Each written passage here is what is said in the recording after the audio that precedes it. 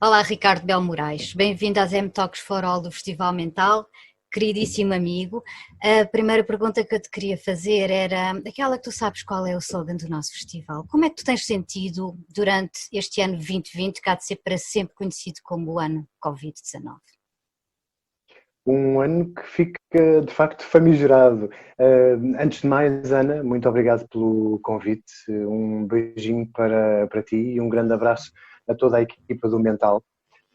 Sobre a tua primeira questão, um, tenho-me sentido bem e estava a hesitar sobre o conteúdo mais direto, mais imediato da resposta, porque fazê-lo de uma forma imediata acaba por ser impossível. Se quiseres ir a um chavãozito, Uhum. tendo em conta as circunstâncias, sinto-me bem. E tem sido de facto assim desde o início da pandemia. Se quiseres que eu elabore agora Pois era sobre isso que eu o te ia que é, perguntar, em fases, porque nós agora já estamos numa outra fase, estamos em julho, não é? Isto começou em março, fevereiro, exato, março. exato. Foste Foi, sentindo diferente, foi gradual, hum, foste mudando emocionalmente, psicologicamente, formas de reagir e as formas de perspectivas até em relação ao vírus na tua ao que vida, no viria, ao teu... que viria a ser. Hoje em dia posso dizer-te, e felizmente, pelo menos no que me diz respeito, que a realidade que me envolve tem sido bastante complacente. Pois. Praticamente zero casos de pessoas infectadas na minha esfera de Hum, amigos e conhecidos, ninguém infectado na minha família mais próxima e até mais alargada, também nos amigos mais íntimos isso não aconteceu, portanto há logo por aí, em relação ao facto das nossas âncoras estarem bem, logo por aí há uma sensação de bem-estar que se incrementa, ou que se faz incrementar. No início as coisas eram bastante diferentes. Enquanto doente crónico, parte de um grupo que começou por ser de risco, depois parece que deixou de ser e agora que voltou a ser, os diabéticos. Tudo se tem estado sempre a mudar, não é? É verdade. E a minha entidade patronal, a EGEAC, teve o rasgo antes mesmo de haver o decretar oficial de uma quarentena, de um confinamento, a EGEAC mandou para casa todos os seus funcionários com doenças crónicas, antes de haver, portanto, a determinação legal, por assim dizer. Ficaste logo protegido, pelo menos Fiquei, não em contacto com os pelo menos, outros. exatamente. E dias depois isso estava a acontecer com o geral dos meus colegas, todos os equipamentos da empresa, e ficámos no teletrabalho possível, que no nosso caso, enquanto estarmos, ou no meu caso mais Hum. concreto, enquanto estar a trabalhar com Fernando Pessoa e com a Casa Fernando Pessoa, não falta teletrabalho para fazer investigação, para fazer traduções de materiais, para fazer relações de materiais. Portanto, a coisa, mais uma vez, senti-me de certa forma privilegiado por ter tanta possibilidade de fazer o verdadeiro teletrabalho e de continuar perdão, a produzir enquanto a pandemia dava os seus primeiros passos. Então, Ricardo, e Muito mais continuarias agora difícil. no teletrabalho se pudesses? Gostaste da experiência de estar em casa e Gostei trabalhar? da Sentiste experiência e confortável? senti-me muito confortável.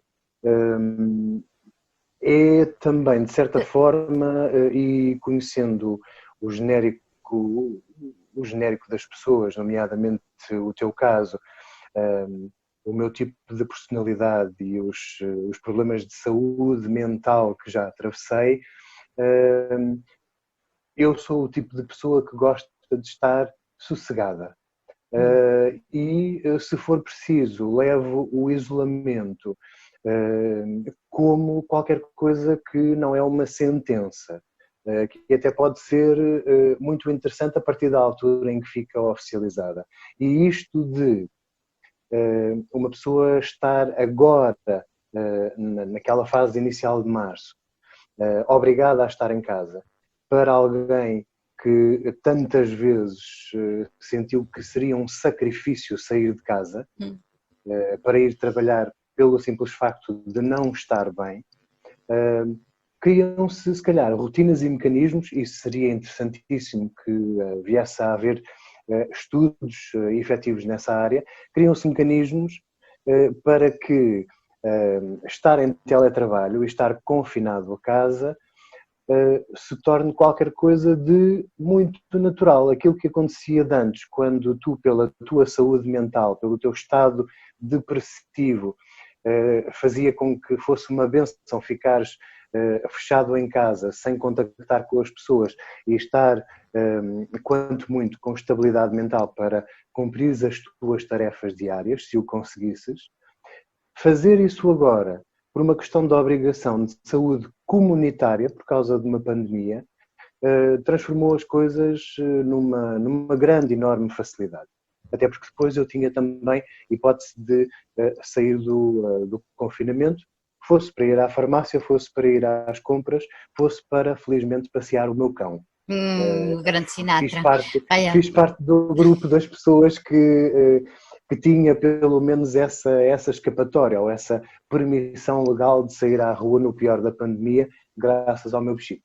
Então posso até se calhar pensar que, eventualmente, mesmo no dia-a-dia normal, mesmo sem Covid, uma pessoa que pode e tem, às vezes, estados depressivos, eu acho que quase toda a gente tem volta e meia, mas uns mais que outros, porque é doença, outros não, mas quem não tem os seus dias maus, podendo escolher ficar em casa, pode até eventualmente ser mais produtivo porque produz na mesma, se estiver mais recluso no seu isolamento e poder fazer as coisas ao seu timing, mas fazer, ao invés de ir obrigado para a empresa a determinada hora e sair àquela hora, sem conseguir fazer absolutamente nada, porque só o esforço e a energia que o faz sair de casa tira-lhe toda a energia que ela podia aplicar naquele dia ao trabalho. Achas que isto um dia pode ser uma realidade? Não tenho nada a acrescentar em relação ao que dizes, porque penso que é de facto assim.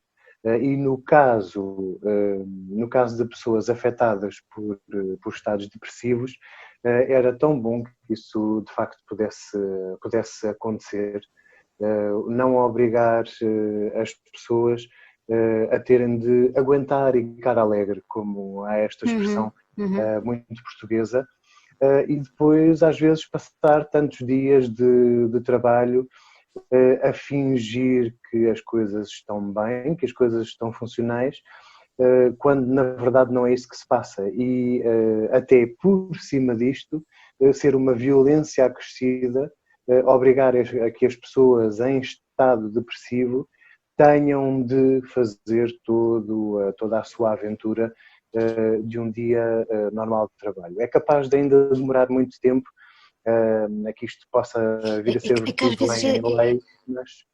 Às vezes é só o facto de sair de casa. Bastava não ter que o fazer. Às vezes não é o trabalho em si, não é? Se calhar o trabalho até se faz, mesmo não estando tão bem. Até pode até ajudar e sentir, até faço, estando em casa. O problema mesmo é o ter que sair, é os transportes, ou é o carro, ou é o trânsito, é esta brutalidade que se está a exercer sobre uma pessoa quando ela, na verdade, podia estar a produzir e estar bem, só pelo simples facto de estar em teletrabalho.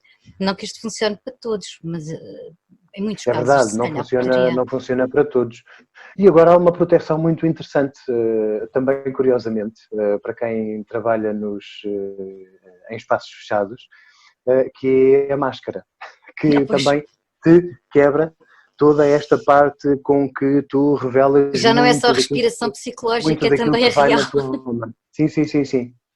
Muito do que vai na tua alma está tapado pelas máscaras hoje em dia. Neste momento, também posso dizer que foi quase uma bênção recomeçar a fazer alguns dias de trabalho presencial, porque há coisas que não se fazem sozinhas, há coisas que não se arrumam sozinhas, há reuniões que não se podem ou muito dificilmente se podem fazer como nós estamos a fazer neste momento.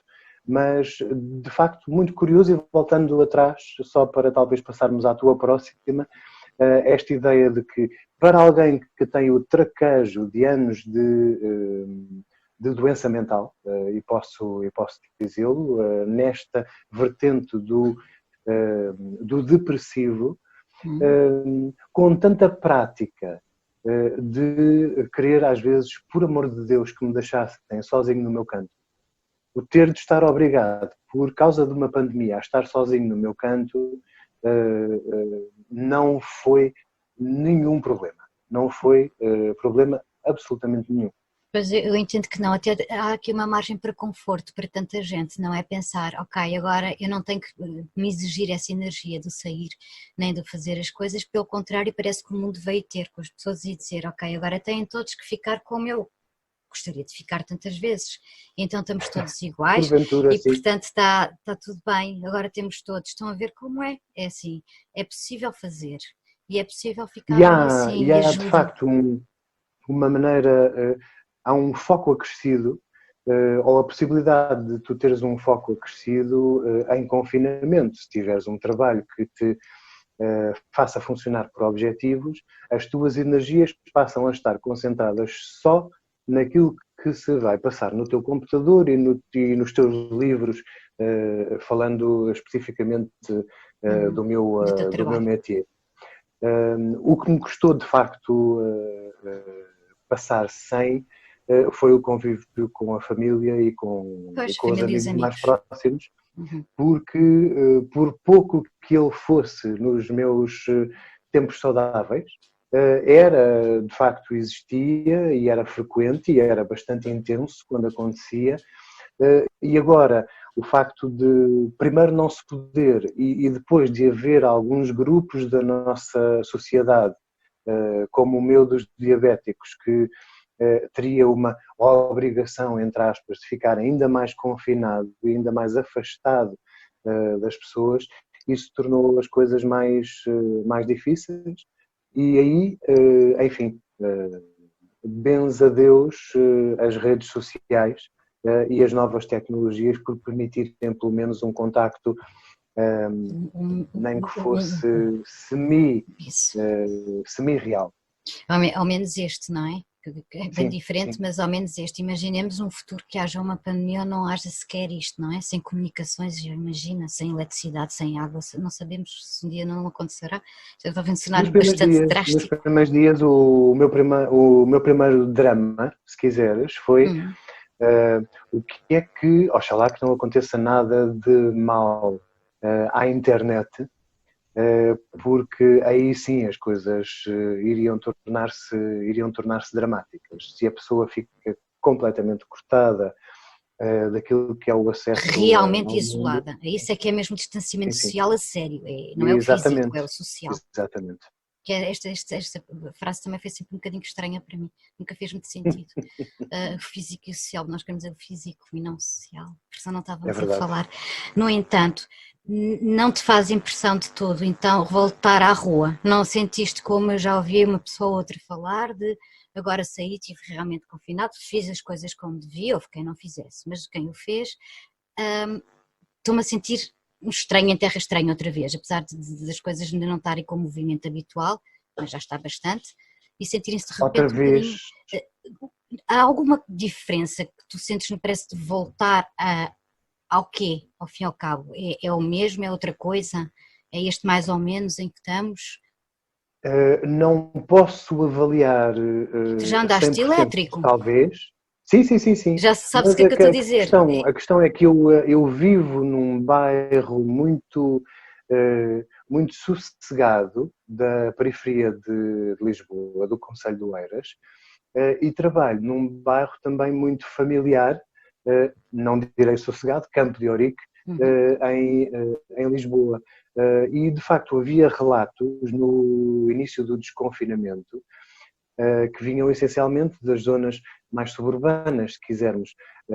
Eu acabei por perceber que isto de viver na linha de Cascais também aí teve os seus benefícios. Além de, mais uma vez, a minha entidade patronal me ter permitido fazer um horário desfasado das horas de ponta, portanto, uma entrada mais tarde e uma saída ou mais cedo que a hora de ponta, ou para voltar a casa apenas depois da hora de ponta, e fazê-lo na linha de comboios de Cascais tem sido, de facto, completamente diferente daquilo que nós vemos na televisão, numa linha como a linha de Sintra. Cheguei a ter dias em que a minha carruagem de comboio levava, além de mim, 2 ou 3 pessoas. E tenho tido dias em que o elétrico que normalmente apanho, o 25, me tem levado só a mim, enquanto passageiro, ou mais 2 ou 3 pessoas. Portanto, há qualquer coisa na normalidade deste desconfinamento que se vive cada vez mais, conforme os dias vão passando, que parece não ter atingido a linha de comboios de Cascais e os elétricos 25 e 28, que são aqueles que eu uso diariamente. Ou não é Para o essas horas, trabalho, não é? O peak time exatamente. continua a existir, eu acho, pelo menos pelas notícias que se ouvem, ainda para muitas pessoas ainda há, mas que é mais noutras linhas e noutros Outra coisa que é muito interessante, e talvez também por isso, não querendo ser bajulador, mas são muitos anos de experiência para uma empresa como a EGA, que gerindo tantos equipamentos culturais, provavelmente também isso a ajudou a perceber, com a experiência e o passar dos anos, que o trabalho consegue de facto ser feito e bem feito, sem ser preciso fazer o horário do dito funcionário público, aquele que tem de entrar às X horas e sair às X horas, e portanto haver certas funções ou certos cargos ou certos trabalhos que podem ser feitas e assegurados com uma dissolução deste horário rígido das 9 às 5 ou das 10 ou das 10 às 6. E isso é tão finais do século XIX, princípios do século XX, não é? Não é?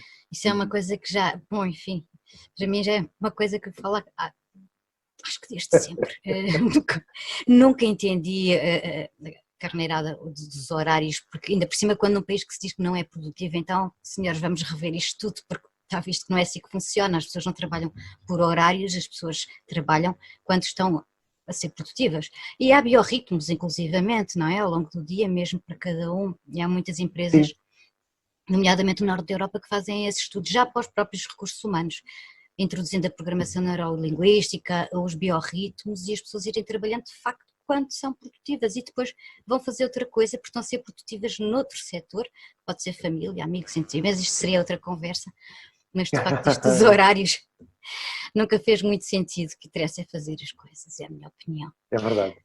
E os objetivos aí ajudaram-me, o ter claro. ordens de cima, se quiseres, além dos meus próprios pequenos projetos e daquilo que eu sabia que podia avançar em teletrabalho, ter um calendário de coisas para fazer, uma orientação, torna tudo de facto muito, muito mais fácil, além de que por vezes contra o próprio trabalhador falando, no meu caso isso não se verifica porque o meu trabalho pessoano é prazer a todas as horas e todos os dias, mas o tempo que eu gastaria em transportes é tempo que eu tenho usado a trabalhar.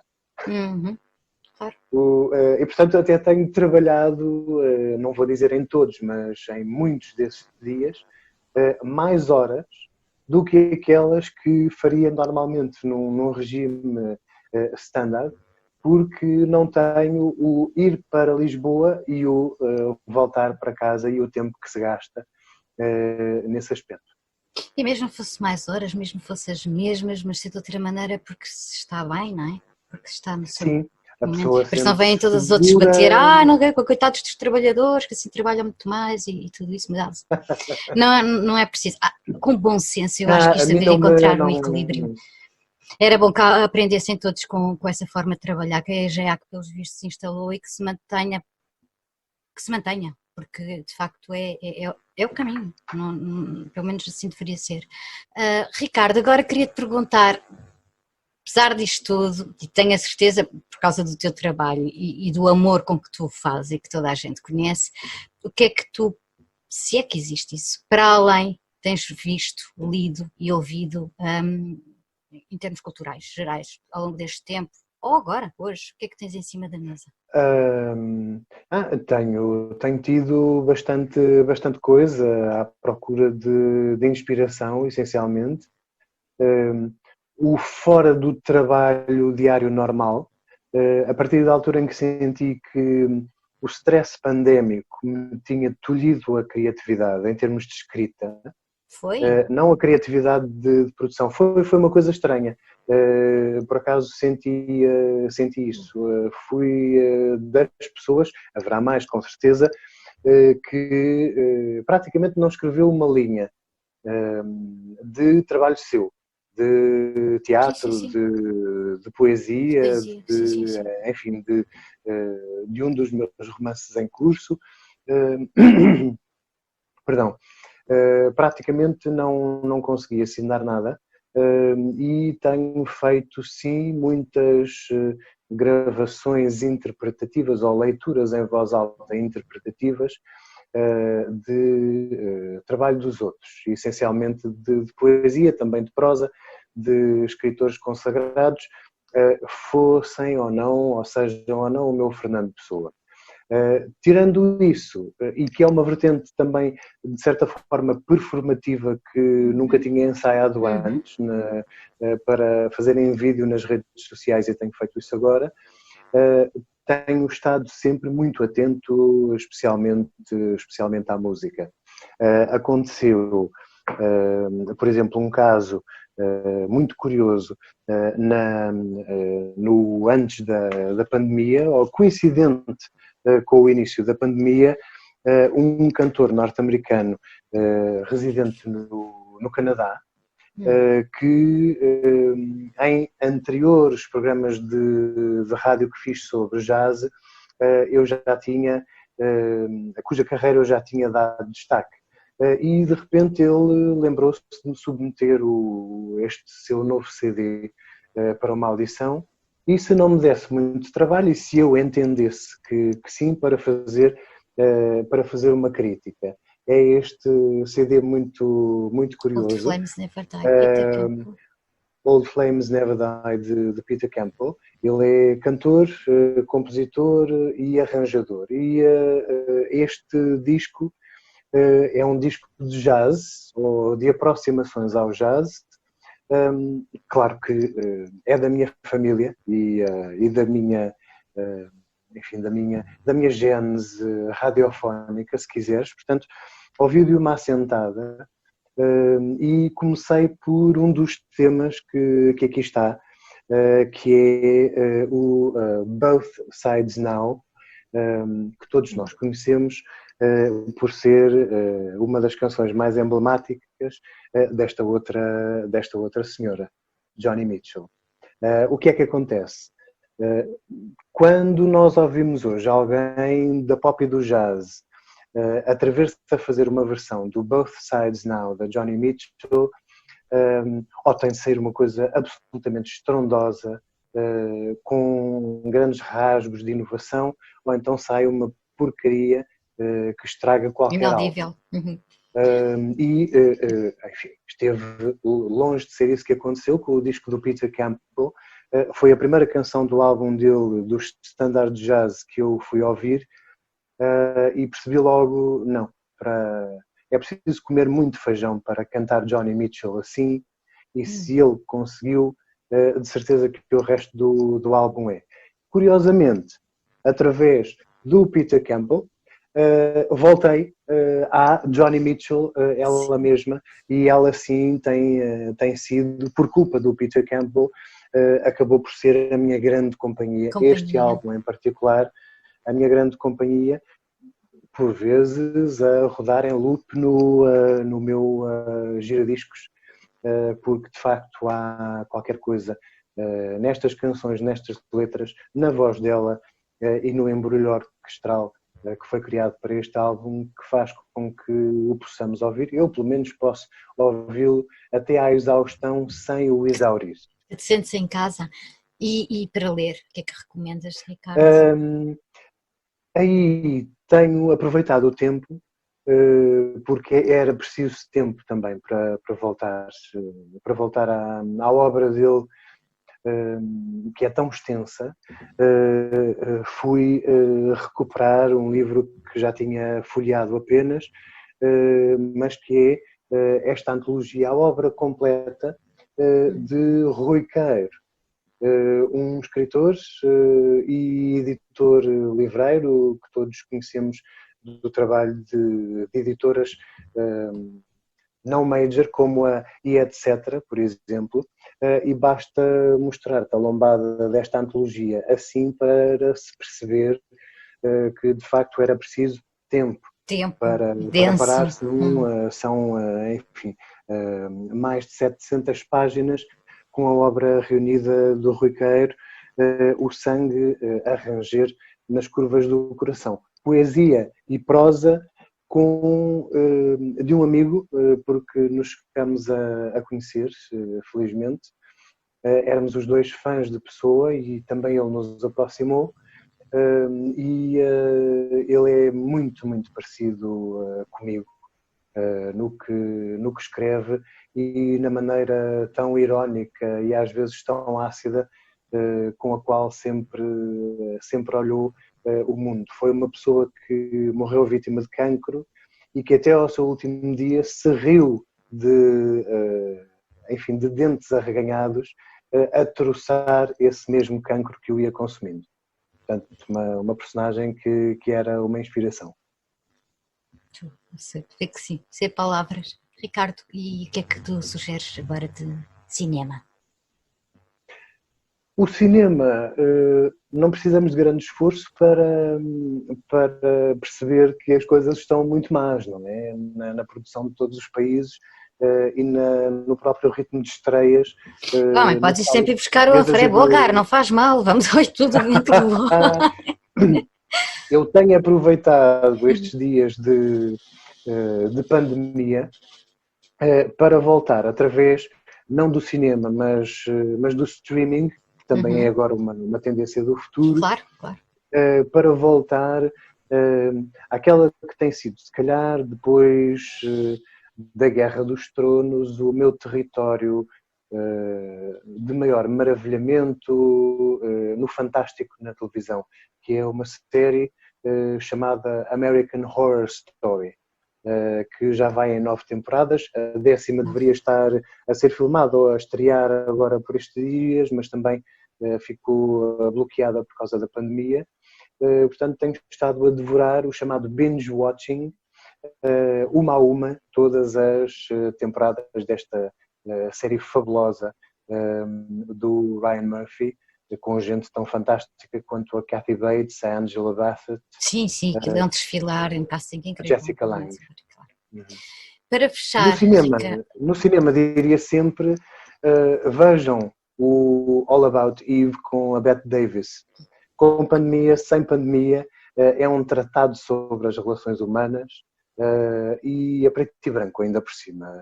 Fantástico para estes dias que vão correndo, em que às vezes a cor não nos entra tanto quanto deveria nas vidas. Exato. Ricardo, só uma última pergunta. Sim. Podemos saber quando é que temos um livro teu cá fora novamente? Tens alguma ideia? Tens datas? É possível? Podes dizer? Não queres? Não é uma questão de não querer, é mesmo de não saber. Por qualquer razão que eu depois também poderei lá chegar, talvez um dia destes em breve, a veia criativa foi qualquer coisa que, como te disse, secou. No meu caso, secou durante a pandemia, a não ser em casos de obrigação. E eu nunca fui capaz de escrever por as minhas coisas por obrigação.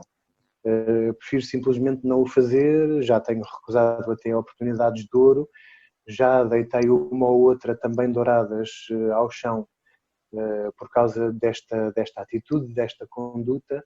Sou um escritor bissexto, que quase só vai escrevendo nos anos bissextos, se quiseres por isso a expressão, mas apenas uma questão de contas e de contabilidade. Tenho 3 projetos em curso, mas pouco ou nada tenho avançado nesta pandemia em qualquer um deles, e cada vez que vou voltar a essas páginas ainda em branco, a coisa fica ali a moer na engrenagem e, portanto, ainda não é a altura. Serenamente esperar que as musas desçam, porque quando descem depois, como já me aconteceu, já parei livros em 2 meses e meio, 3 meses, porque simplesmente não conseguia parar a febre da escrita, e tinha de pôr tudo cá fora. Vai chegar esse dia, é de certeza absoluta. Mas aguardo serenamente isso. Claro, serenamente, é isso mesmo, é mesmo por aí, e depois ficamos cá todos para ver. Vou esperar. É isso, Ricardo, Ana. Um beijinho muito e grande. Vai valer a pena. Um beijinho. Claro, pois vai valer a pena, de certeza absoluta, à espera. Nós somos pacientes, sabemos que vale. Beijinho grande, obrigada por ter estado connosco. Fica bem e fica Obrigado, seguro. eu. Até breve. Também vocês. Até breve. Grande abraço.